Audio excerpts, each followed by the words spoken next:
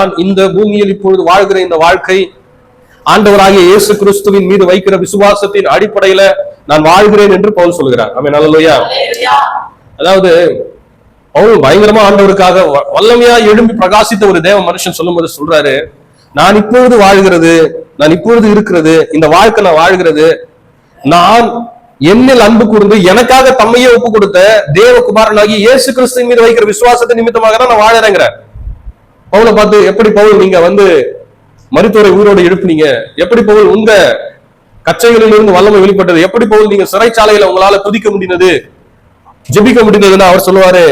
கண்டிப்பா அவருடைய அந்த விசுவாசம் என்பது ஆண்டவராக இயேசு கிறிஸ்துவின் மீது இருந்தது. இயேசு கிறிஸ்துவின் மீது அவருடைய விசுவாசம் இருந்தது.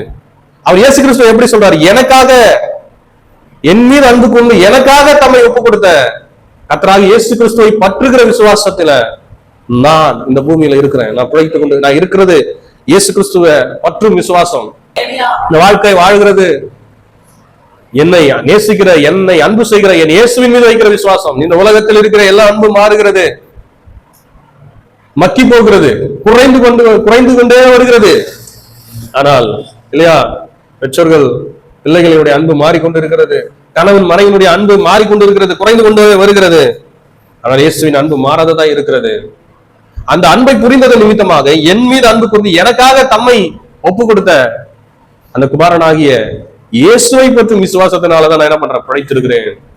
இன்னைக்கு நாம அவரை மீது அந்த விசுவாசத்தை வைத்து வாழ்கிற பொழுது நாம் பிழைப்போம். தொடர்ந்து ஜெயத்தை நாம் என்ன பண்ணுவோம், பார்ப்போம். எவ்வளவு சோதனைகள் வந்தாலும் நாம் தொடர்ந்து ஓடிக்கொண்டே இருப்போம்.